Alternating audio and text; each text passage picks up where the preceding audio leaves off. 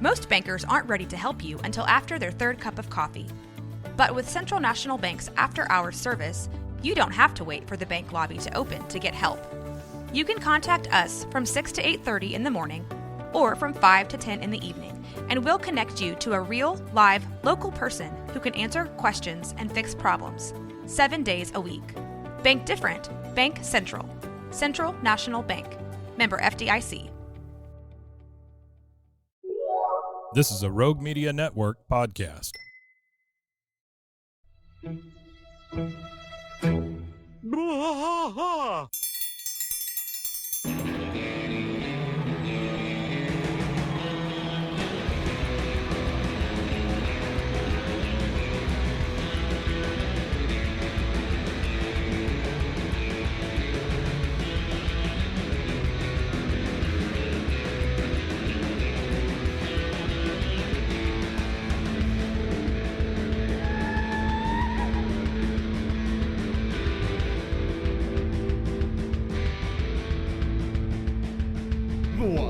Fight all through the night, deep in the heart of Texas.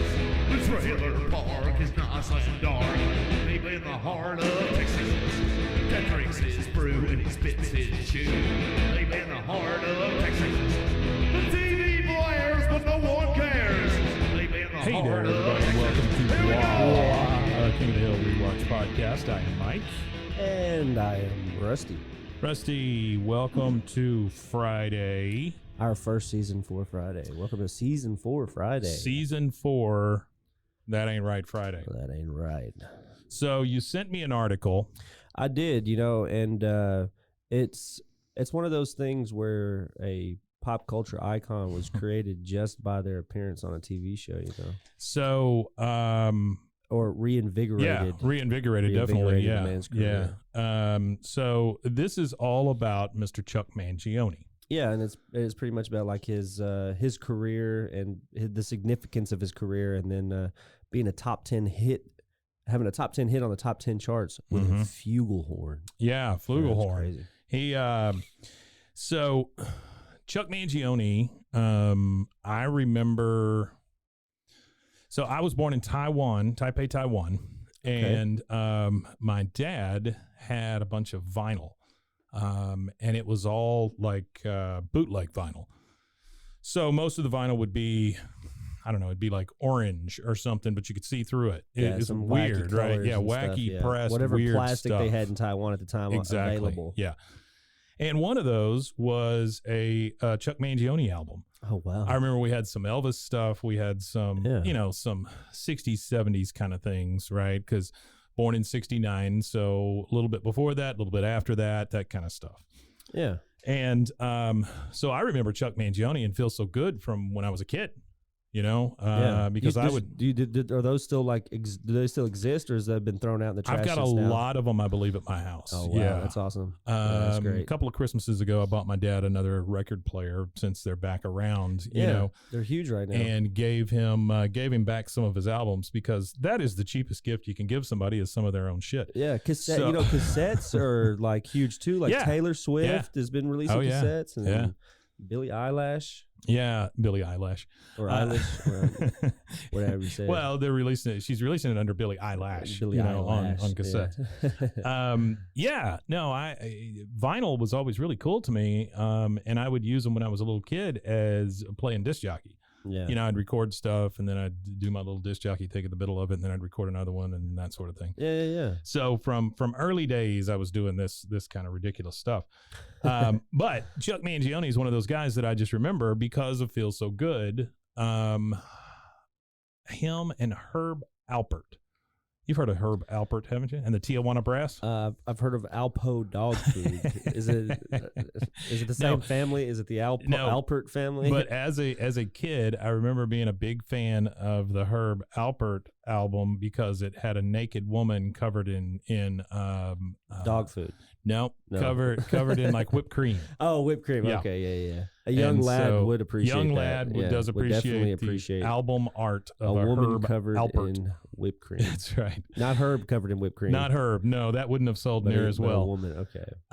So in this article, they talk about a couple of things. One being the fact that King of the Hill did use guest stars quite a bit. Yeah, they did use guest stars quite a bit, and that's another article that I was reading too. Was kind of like Pamela Adlon. She was one of the first voice actors around that era to get like an Emmy for the Wow. voice acting part and be an actual voice actor, because a lot of Emmys that were being given out at that time frame were voice actors that were huge stars. You know what I mean? Like Mel Gibson got one for like Pocahontas or something. Yeah. Not an Emmy, but he got Right, I you understand know, what you're whatever saying, sure. accolades for it. So a lot of the accolades that were being given out to voice actors were like traditional actors that do voice acting. So yeah, so that was one thing that I like about King of the Hill is the amount of guest stars that you get and the quality of guest stars. And Yeah, even if you count the just country music guys is what I like too. You get a lot of there's not very many shows where you have country music artists doing voiceovers on characters on TV show, because he's had everybody on there, you know. Yeah, you know, even you talk about people like Tom Petty. You know, Brittany Murphy was already kind of coming into her own. Yeah. A lot of these folks were already either stars or well on their way to being stars. Yeah, you if know, not already being it. Tom yeah. Petty was huge at the time. Tom Petty was huge. Well, another thing about Pamela Adlon too, she was before she kind of broke King of the Hill, she was a child star. Pamela Adlon's actually she's a child actress, and she was in that weird phase between being a child actress and figuring out the next stage of her life, and she was broke. Right. So she was like selling her vinyls to like pay bills and stuff like that. Wow. And so she then got the voice acting, started, you know, becoming a prolific voice actor like she is now, because she's voice acted a ton of stuff now. So a little bit about Chuck Mangione from this article, and I believe this was CBR, I think. Was it CBR? Okay. Yeah, cartoon book or comic books review or something. I think it's they the name all, of the page. They all kind of go together for me. Yeah. So Chuck Mangione came around with Art Blakely's band Jazz Messenger in the 1960s. I've He never was heard just of his that. backup. I haven't either. He was just his backup guy who played the flugelhorn, you know, and trumpet. Yeah. So if any of you have any recommendations for flugelhorn player music that's not Chuck Mangione, you could email us at bwaaaakoth@gmail.com. You know, every time you say flugelhorn, I always think of Master of the Pan Flute. Yeah, well, I played Zamfir. trumpet. Well, I played trumpet when I was in school. Yeah. I did it for like 3.5 Yeah. years or so, but I still don't really know what the different. I don't know what a flugelhorn. Yeah. I don't know what the No, I don't. significance or the difference is. I have no clue what a flugelhorn difference is. I don't know. Yeah. I think it is a marching trumpet, maybe. Like Really? like a marching version of it, because they have like marching versions of different instruments and stuff like that. And I think that might be like. Yeah. Like some brass instruments have specifically for marching, and then they have like the specific orchestra version of that instrument. You know what I mean? Wow. Who knew? Because like tubas are different for marchers than they Yeah. are for people who aren't marching with them. Oh, really? Like Yeah. they have different versions of They them? have or- different versions of Huh. them. Like, well, I mean, because you got baritone, you got Yeah. all like the different stages like that for Yeah. almost every instrument and stuff like that. But they have like orchestra versions because, like some of them are designed a certain way. Like a sousaphone is like a tuba for marching. Is For pretty Dr. much what it Seuss. is for Sure. Dr. Seuss. Sure. Yeah, it's really wacky and colorful and rhymes. It's in got your horns ear. coming out that you don't even use. Yeah, It's they got all just kinds of randomly sure. launch stuff. Yeah, Yeah. that's right. Okay, so he came around with Art Blakely's Jazz Messenger Band. 1977, he releases the song "Feels So Good." Oh wow, 1977. Yeah, 1977. Think about that for What a a second. time to be alive. Wasn't That the gas price? Wasn't there like a 77 was gas pretty issue rough as in far as gas. 77? Yeah, we ran out of it. It peaked at number 4 on Billboard Hot 100, which holy crap insane. for a jazz piece, which is what this is considered. Yeah, Top 4 is gigantic. it's gigantic. I mean, that's huge. Yeah, especially since it's not 1940s. The thing that's cool, I think about it is, I think it might have just been like it was a little darker time, you know, recession, didn't have Sure. gas. OPEC was holding up on gas and all that stuff. I think it was like the nation might have just needed Feel So Good at that time. I think that's what it was. It was just like the environment was conducive to a song that felt so good to pass through like it did, because everybody needed to feel good. And Chuck Mangione in 1977 helped he helped everybody on the Billboard 100 feel good. Well, he became so popular that he also had two of his pieces as the opening ceremony songs for the Olympics. Wow. One Montreal 1976, and the next one Lake Placid in 1980. So two Olympics in the aren't they every 4 years? Yeah. So two in a row. Well, I think they alternate. I think it's like we get one every 2 years, but it's summer, like winter, summer, winter, summer, winter. Yeah. And then he composed the theme to the 1981 movie The Cannonball Run. Oh, Cannonball Run. Do you know Cannonball Run? No, I don't. I don't know. Burt Reynolds, Burt Reynolds was the big one in it, and it was all about this race across the country between these weird characters and stuff, and so Cannonball Run was a big one. It was right after Smokey and the Bandit. So okay. So he was riding off that success. That was his big one though, right? That was like well, that's not the one that like broke his career, but that was the one that kind of like revitalized that era of his career. Well, I mean, this is 81, so you're talking he about in the 60s. Didn't he like? You're talking Burt about Reynolds like from the 60s. He started in the 60s, and this is all the way up to 81 now. He's doing the theme for Cannonball Run. Oh wow! So I mean, he's got a pretty damn good career at this point. Yeah, established. Then part of his recognition, and you gotta imagine this is partially due to King of the Hill. He even exists in the Marvel Cinematic Universe. Whoa. Because that's not something I knew about, because I stopped watching Marvel movies somewhere after Spider-Man in 1999. Gotcha. Yeah. He at the beginning of Doctor Strange, Stephen Strange is playing Stump the Surgeon with his staff in the opening scenes, and one of the songs is "Feel So Good" that he plays. Oh, that's cool. I'm gonna have to go find that scene. Yeah. I'm sure somebody's isolated it already. Dr. Strange names the tune without missing a beat, and even expresses respect that Mangione charted a top 10 hit with a flugelhorn. Oh, wow. So that's pretty cool. I mean, in the Marvel Cinematic Universe. No, that is So cool. what other jazz musician can you think of that's been in all these universes? I mean, think about it. King of the Hill, he's been in the Olympics, he's been in Cannonball Run, he's been in Doctor Strange. And what a career. Here we go.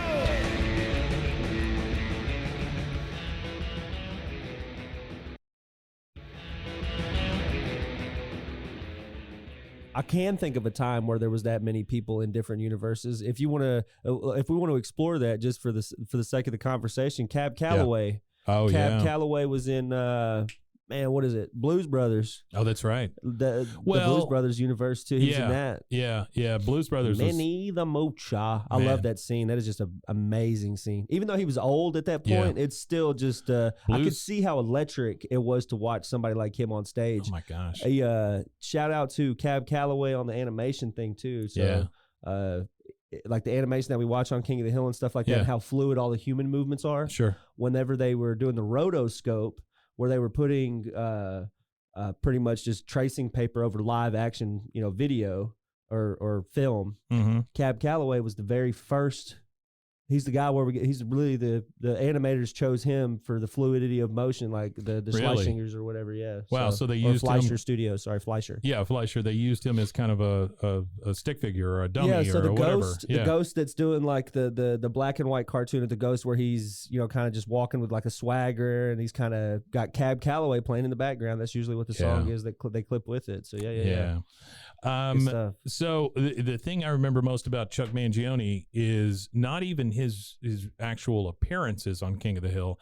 It's mostly the cardboard stand-ups in the middle of the Megalomart. Yeah, that's all. He shows up more than he actually shows up. Yeah, his appearances, and it'll even tell you in the show, on the show notes and stuff like that, the stuff that we get all of our research from. It'll say on there Chuck Mangione, and then it'll say, but there's no speaking part for him. It's just him there, like he's in the background walking through the scene or something. I just love the open sign on the door at Megalomart says "Feels so good to be open," or something like that. It's just so stupid. I love it. Yeah. But all and we get Mangione throughout the entire series, just in these little spurts. Here's Chuck Mangione for dog food at Megalomart. Here's Chuck Mangione on the the sign that says open. Here's Chuck Mangione after Megalomart blew up. He's on one of those big cardboard signs, and it says "Feels so good to be reconstructing" or whatever. It says, whatever. right? Yeah. And then His remodel feels so good. His remodel feels so good. And then it all kind of comes to a head. Season 7, episode 10, Megalodale. Megalodale. This is the one where Dale is brought in to get rid of raccoons or whatever's living in the Megalomart, eating all the stuff. Finds out that it's Chuck Mangione living inside of the Walmart or Megalomart. Sorry, I don't know what's going on in a man's life where you've gotten to the point where you're a serious jazz musician, you're being kind of lampooned by this King of the Hill show, and then at some point you're like, screw it, I'm living in there, and I'm this desperate guy. It kind of parodies that movie with Natalie Portman where she has a kid in Walmart and she lives inside of Walmart for a little bit. Yeah, exactly. And it probably came around. I think that episode would have probably came out after that movie aired because I think that movie came out like 2001. So if you're in season 7, you're past 2001. Sure. Yeah. So the series was always respectful to him, even though he was a little bit of a pain in the ass sometimes. Think of the royalties. Oh my gosh! Think of the royalties he still probably draws out of that on syndication. Well, every time Peggy runs in the kitchen humming "Feels So Good" while she's making ants on a log. Yeah, well, that's the great thing about royalties and syndicating programs in foreign countries. There's people that are still making money off the Golden Girl somewhere. Sure. You know what I mean? Like Chuck Mangione gets a check in the mail for 69 cents or something. Well, whatever. It might be bigger than that. Who knows, man? Because I know that what was it, Seinfeld in syndication? Yeah, that literally they made more money in syndication than they ever made during the show's run. Absolutely. You think about Seinfeld, Friends, probably King of the Hill, Simpsons, a lot of those shows that you can just find anywhere and turn on. The Office. The Office made more money in syndication than it ever made in a regular run. Our friends out in California had Rainn Wilson on their show. Did they really? Yeah. Well, I didn't know that Nicole was. She's the one that started his career. She broke him. She was his first big agent. Yeah, she was his first big agent. Wow, that's amazing. Yeah. So the article kind of wraps up at the end here and says that they hope that they can find a place for him in the new series. Yeah. And I'm really hoping that that's the case because I don't think it would be the same without He's still alive, right? He's still around. I believe so. Yeah. I mean, and even if he's not, they would definitely have to have some kind of tribute or something if he's not around anymore. Yeah, I would think he's alive. I think I would know that if Chuck Mangione was dead. I would have. You would have heard it through the grapevine by now. You'd feel it in your bones. Yeah, I feel it in my bones. It's raining outside. I feel it in my bones. Yeah, I believe he is still alive. He'd be an elderly man at this point. I'm sure up in his 70s of maybe even in his 80s. Yeah, if nothing else, they should at least give him a great send-off, even if he's not. I am looking here to see. Oh, no, he's still alive. You see him? Yeah, he was born in 1940, so he's up there. He's 82. He lives in 82. Oh, he was born in Rochester. He doesn't live there. Never mind. So say where he lives? Probably California, Hawaii. Nah, it doesn't say like nothing about it. But it does say that the series finale in 2009 included Chuck Mangione one last time, and he played the national anthem and segued into "Feel So Good." Yeah. In an homage to the series, Mangione has an album called "Everything for Love," and there's a track on there titled "Peggy Hill." Ah, that's great. So I think on my way home from the studio right now, I'm going to be listening to Chuck Mangione's "Everything for Love," Peggy Hill. Yeah, that sounds wonderful. I think, and I think that disc. When did that CD come out? Let's see here. That's wonderful to know, though. I just wrote that down because I want to try to get a copy of that. That's so. Fantastic. I guess this whole episode we're basically saying how much we appreciate Chuck Mangione. Yeah, it's a Chuck Mangione tribute episode in the series. And then how much we're looking forward to seeing him again in the new. I would love to see him. I would love to hear "Feels So Good" with Hank on screen. Oh heck yeah, yeah, man! Anytime, I'll take that anytime. And then I think what would be funny is if they started adding in more Chuck Mangione jokes inside of Megalomart, like standing in front of like the 4-ply toilet paper. Yeah, feels so good. Sure, sure. Or by the beer aisle. Yeah. Buy Busch Light. It feels so good. After 2 or 3, it feels so good. Yeah. Well, Busch Light, probably about 6 or 7. That's true. That's true. Well, nobody's buying Bud, so Yeah, there you nobody's go. buying Bud right Good now. job, Bush. Woo. Yeah, you stuck it out long enough, I guess. Well, that's the thing is people stop buying Bud Light and just they're buying different Anheuser-Busch products. That's it. Instead. That's what I'm saying. They own all of piss beer that people like, all the don't American care. beer. They're either that or making all of it. Coors. It's one or the other. So And Coors has a pride campaign too. So Sure. if you're basing your beer and on your political tastes, well, if you're basing you should drink anything better tasting on beer. the commercial stuff like that, if I'm basing whether I eat Papa John's pizza on whether I like Shaq or not, I'm the probably lady got picking fired. The lady that did the campaign at Bud Light got fired anyway. Oh, yeah. That whole company. thing Yeah. blew up. It dropped. They lost like so much in market share and everything. And this is just my personal opinion that they took one giant leap rather than taking small steps. Yeah, it was. Well, on that you gotta know your audience. That's true. Read the room. Truly did an ad campaign like that. It might be different, but you're talking about a beer that blue collar rednecks drink. That's your bread and butter of that audience. Yeah. That's who it is. Your Lone Stars and your Shiners were smiling bright. Yeah, they were like, oh, thank God. Well, right now, men who aren't comfortable with their sexuality aren't drinking Bud Lights in front of their friends because they're afraid of the jokes that are happening. I mean, I don't really care. I don't drink beer anyway, but I would drink it regardless of whatever in front of whoever, because I'm not drinking beer for politics. I'm drinking beer to get drunk. Well, even when I drank beer, I didn't drink Bud Light necessarily. I just didn't like it that much. I didn't think it was that great. I drank cheap beer. I mean, I'm not gonna say. I would drink cheap beer. I just didn't drink Bud Light. Oh, Bud Light. I just didn't like it. Well, as long as you're not drinking Old Milwaukee. No Old Milwaukee for me. That's my dad's beer choice. He likes the Old Milwaukee. There was a lot of Lone Star and things like that. Lone Star's not too bad. Yeah. I never really understood the Pabst Blue Ribbon thing. I really didn't like Pabst that much. Pabst is fine. It's fine. I don't know. At a certain point, beer tastes like beer unless you're drinking like a dark or a whatever, that kind of thing. Never tried an Alamo. Never tried Alamo? Don't know. No. We'll never know. Hey, if you haven't gotten a chance, go watch our episode from Monday. And I do say watch, not listen. Yeah, watch. We've got a watch episode. Yeah, the first time we're on video. If that doesn't scare you away, then buckle in for the rest of the ride. Yeah, so whether you like it or not, that's how Monday is going to be consumed. And if we have anything like super special on Fridays, we'll do Friday too on a video. Well, it'll still be the same old show that you're used to. Yeah. It's just there's one more way to consume it if you want to, and you'll be able to see as if that's how you choose to consume it. If you want to look at me and Mike while we're talking, which that happens to be a very voyeur exhibitionist like exchange that's pretty popular on the internet. The old YouTube. We need to get somebody in here with a trumpet to play "Feels So Good" for us one time. I could talk to my little brother. Yeah. My little brother played in college and everything. He used to play for the MCC. We need somebody. We need somebody to play "Feels So Good." I need to see if he could even do that anymore. And if not, my son plays clarinet. Yeah. By the time we finish this show, he'll be at a good enough point to where he probably feels so good. I've got a year or two guy here in town named Saxy Gerald. He plays a saxophone. I'm assuming we could are we get gonna him get like an to ensemble play of people to play "Feel So Good"? Very nice. Yeah, like we're gonna be like the DJ Khaled of jazz in Waco. Another one, just right in the middle of it. Whoa! Yeah. What is it good for? Yeah. All right, guys. Well, thanks for sticking with us. Rusty, you want to tell them where they can find us? Yeah, you can find us at BWAAKOTH on a lot of different stuff. Specifically, please go to our YouTube. Go over there, subscribe. We've got like 56 subscribers.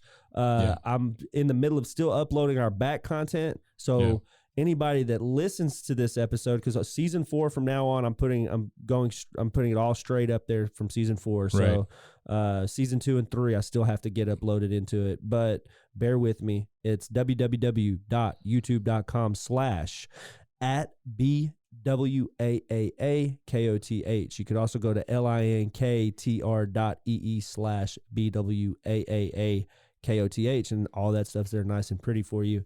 But yeah, go check out our YouTube. Throw some comments on there. So throw some suggestions. Throw some hate on there. Whatever you got to do to make yourself feel better in life. Yeah, we'll take anything you got. I'll take anything you got. I love it.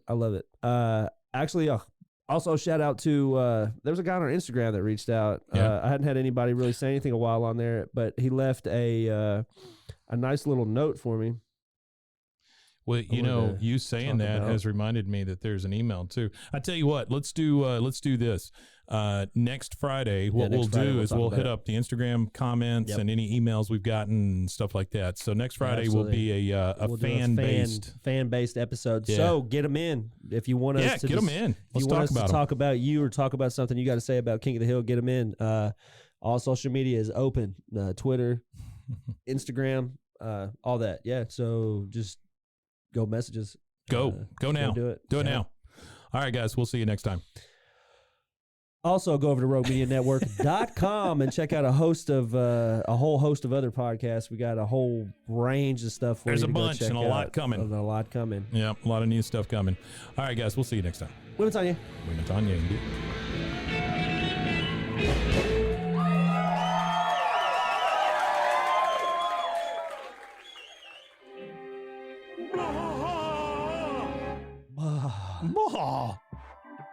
This has been a Rogue Media Network production.